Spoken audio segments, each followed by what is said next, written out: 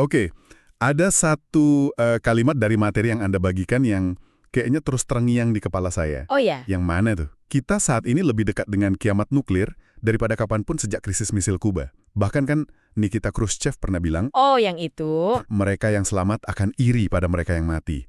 Nah, dalam penelusuran kita kali ini, kita mau coba bedah bareng, apa sih yang sebetulnya terjadi, detik demi detik, menit demi menit, setelah satu rudal nuklir itu meluncur. Betul.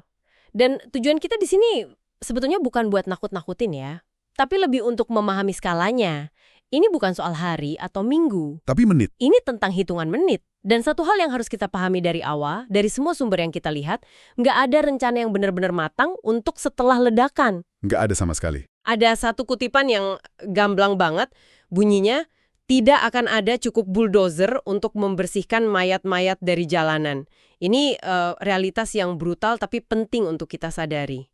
Itu gambaran yang sangat mengerikan. Saya jadi penasaran dengan yang Anda sebut di awal, kecepatannya.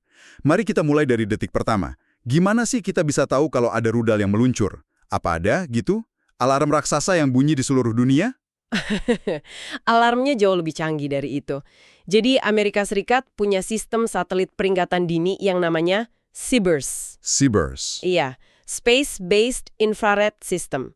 Coba deh bayangkan, ada satelit-satelit segede bus sekolah nelayang di angkasa. Segede bus sekolah. Wow. Betul. Dan tugasnya cuma satu, melototin landasan-landasan peluncuran rudal di negara-negara nuklir 24 jam sehari, 7 hari seminggu. Dan mereka bisa langsung tahu begitu saja ya? Dalam sepersekian detik, sensor inframerah di satelit ini sensitif banget. Jadi begitu ada roket ICBM itu rudal balistik antar benua diluncurkan, sensor ini langsung mendeteksi semburan panas dari mesinnya. Langsung saat itu juga? Saat itu juga. Tapi menariknya ya, sebagian besar negara, termasuk Rusia, itu biasanya ngasih tahu kok kalau mereka mau meluncurkan sesuatu. Bahkan pas perang Ukraina. Oh, jadi mereka saling ngasih kode? Semacam etika tidak tertulis gitu. Tujuannya ya biar nggak ada kepanikan atau perang nuklir yang nggak disengaja. Oke. Jadi negara-negara besar saling kode-kodean, biar nggak salah paham. Tapi pasti ada dong yang nggak mau main pakai aturan kan? Siapa yang paling bikin was-was? Tepat. Nah, disinilah masalahnya. Korea Utara, mereka ini nggak pernah ngumumin peluncuran mereka. Sama sekali. Hanya mereka sering disebut negara nakal dalam konteks ini. Karena setiap kali ada sesuatu yang terbang dari sana, dunia langsung tegang. Nah, disinilah system of systems atau sistem dari berbagai sistem jadi krusial. Maksudnya gimana tuh? Jadi, data dari SBIRS tadi itu langsung dikirim ke stasiun darat. Di sana, kecerdasan buatan, machine learning, secara instan menganalisis lintasan rudal itu.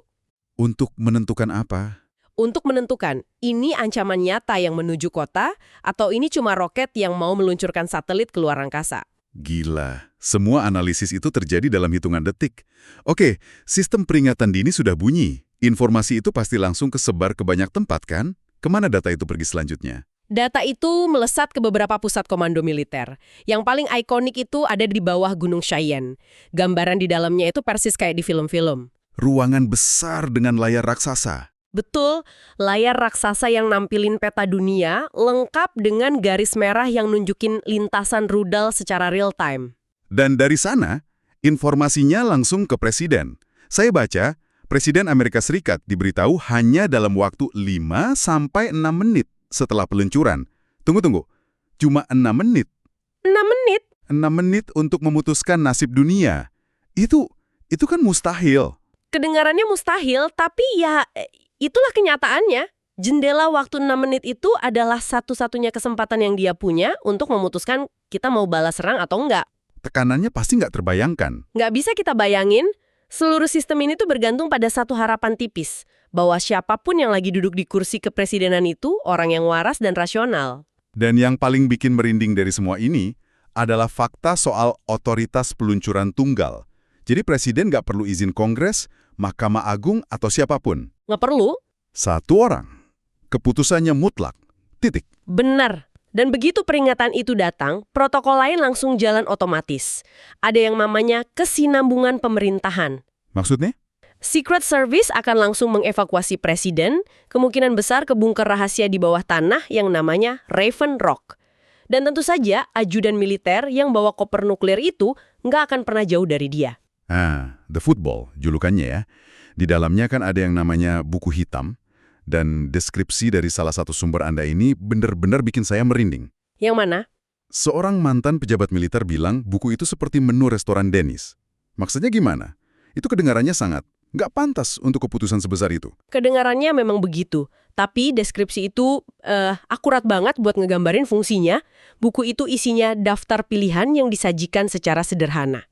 Pilihan apa saja? Pilihan A, serang target militer. Pilihan B, serang kota-kota besar. Pilihan C, serang semuanya. Nah, di samping setiap pilihan, ada rincian senjata apa yang akan dipakai, dan yang paling mengerikan, perkiraan jumlah korban jiwa dalam jutaan orang. Ya Tuhan. Buku ini sangat rahasia, nggak pernah ada satu halaman pun yang bocor ke publik. Jadi presiden dalam waktu kurang dari 6 menit harus buka menu itu dan milih berapa juta orang yang akan mati. Sulit dipercaya. Setelah dia milih, apa yang terjadi? Perintahnya itu mengaktifkan apa? Perintah itu mengaktifkan apa yang disebut Triad Nuklir Amerika. Triad ini adalah 3 pilar persenjataan nuklir mereka. Oke, coba kita bedah satu-satu. Apa aja 3 pilar itu? Pertama, ada 400 ICBM yang disebar di silo-silo bawah tanah di seluruh Amerika. Strategi untuk ICBM ini cukup mengerikan sih. Gimana tuh? Namanya gunakan atau hilang atau use them or lose them. Tunggu, sebentar. Jadi strateginya adalah meluncurkan senjata paling mematikan di dunia cuma karena kita takut senjata itu akan dihancurkan. Tepat sekali.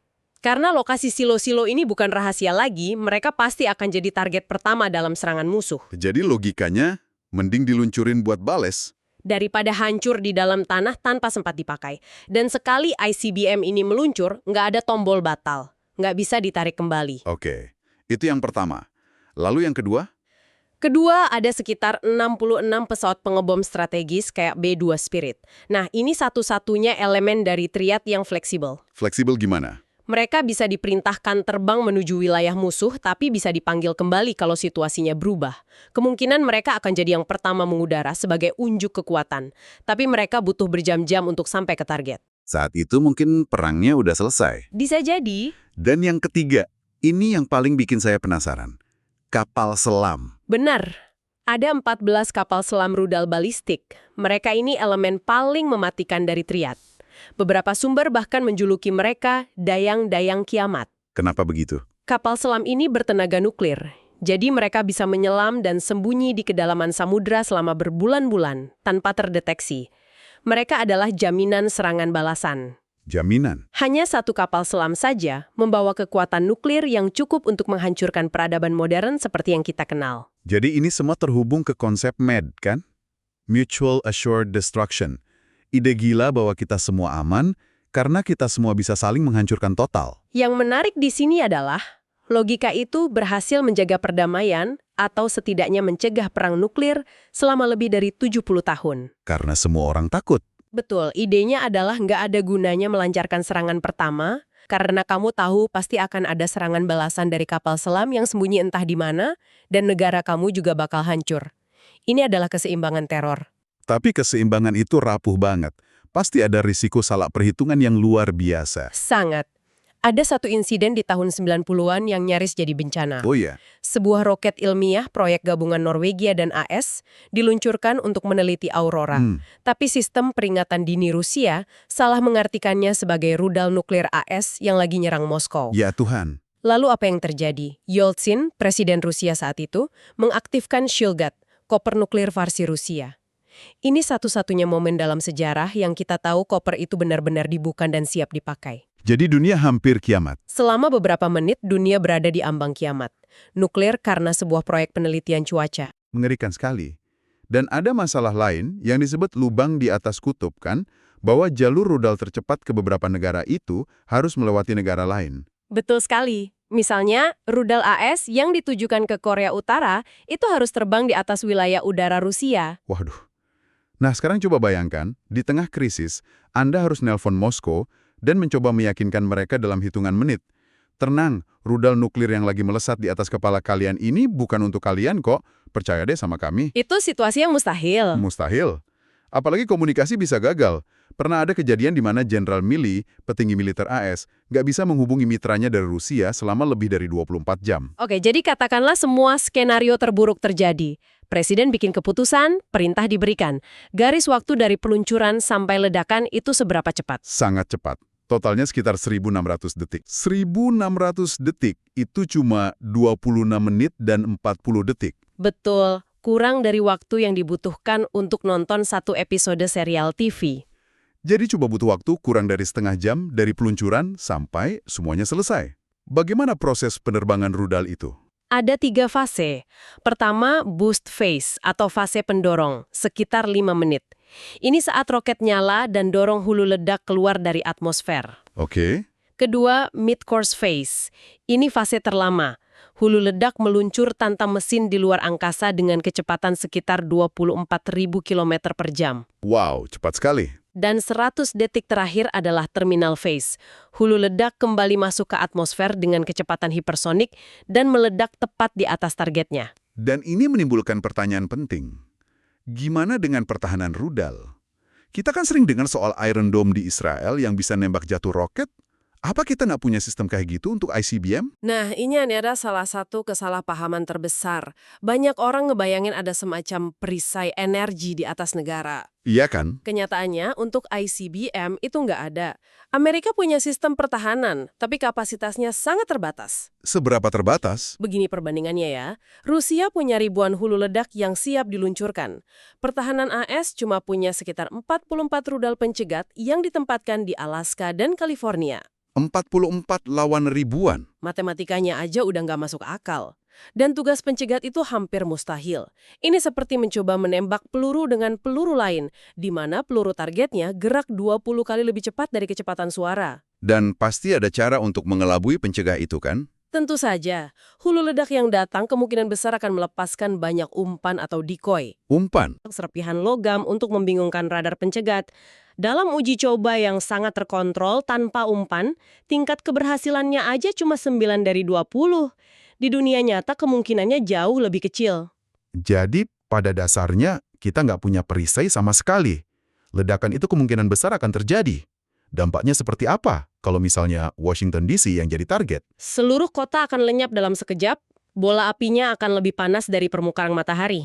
Ya ampun. Orang-orang sejauh 60 km di Baltimore akan mengalami luka bakar tingkat 3 yang mengancam jiwa.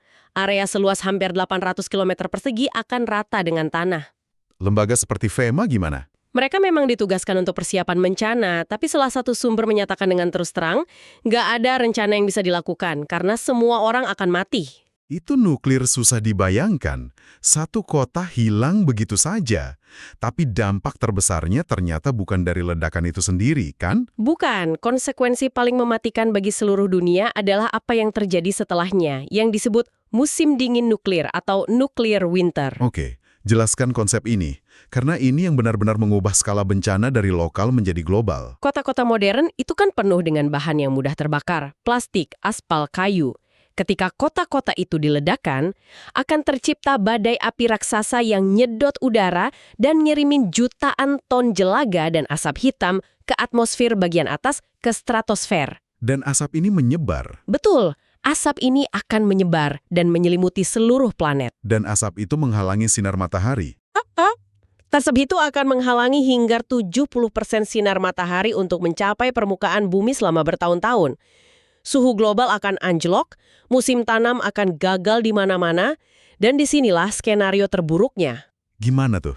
Salah satu penelitian menggunakan model perang nuklir yang relatif kecil hanya antara India dan Pakistan. Relatif kecil itu maksudnya seberapa? Mereka menggunakan sekitar 100 senjata nuklir, sebagian kecil banget dari total persenjataan dunia. Hasilnya, asap dari perang regional itu aja cukup untuk menyebabkan gagal panen global. Astaga. Diperkirakan 1 hingga 2 miliar orang di seluruh dunia akan mati kelaparan. Petani di Argentina atau Kanada yang ribuan kilometer jauhnya akan melihat tanaman mereka layu dan mati di ladang di bawah langit yang gelap. Berapa lama waktu yang dibutuhkan asap itu untuk menyebar? Cuma butuh 2 minggu bagi asap itu untuk menutupi seluruh bumi. Jadi masalah utamanya bukan radiasi yang menyebar ke seluruh dunia, tapi kelaparan massal gara-gara matahari ketutup. Ini benar-benar ngubah cara saya memandang ancaman ini. Tapi di tengah semua kengerian ini, ada satu cerita yang memberikan sedikit harapan. Ya, ini detail yang sangat menarik dari salah satu sumber. Di awal tahun 80-an, ada sebuah film TV di Amerika yang judulnya The Day After. Film ini dengan gamblang nunjukin kengerian setelah serangan nuklir di sebuah kota kecil. Saya pernah dengar soal film itu. Sekitar 100 juta orang Amerika nonton film itu, termasuk Presiden Ronald Reagan. Ternyata, kengerian yang dia lihat di layar sangat mempengaruhinya, dan dilaporkan jadi salah satu faktor yang mendorongnya untuk lebih serius bernegosiasi dengan pemimpin Soviet, Gorbachev, untuk mengurangi senjata nuklir. Wow. Bahkan Gedung Putih sampai menelpon produser acara itu dan bilang, Anda punya andil dalam hal ini. Ini menunjukkan bahwa kesadaran publik, pemahaman tentang realitas ini, benar-benar bisa membuat perbedaan. Luar biasa ya. Ternyata film bisa mengubah kebijakan Gedung Putih. Ini membawa kita ke pemikiran penutup. Albert Einstein pernah ditanya, bagaimana Perang Dunia III akan terjadi? Dia menjawab, saya tidak tahu, tetapi Perang Dunia IV akan diperjuangkan dengan tongkat dan batu. Dan sumber-sumber kita menyimpulkan hal yang sama. Setelah perang nuklir, semua pengetahuan modern, internet, listrik, kedokteran akan hilang.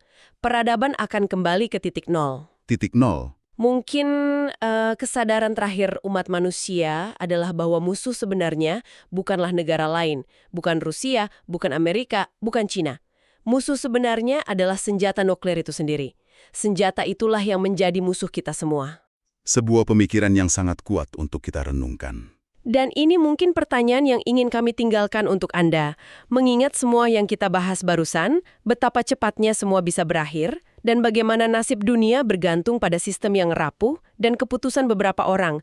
Bagaimana seharusnya kita memandang konsep keamanan dan musuh di zaman yang terus dibayangi oleh ancaman nuklir ini?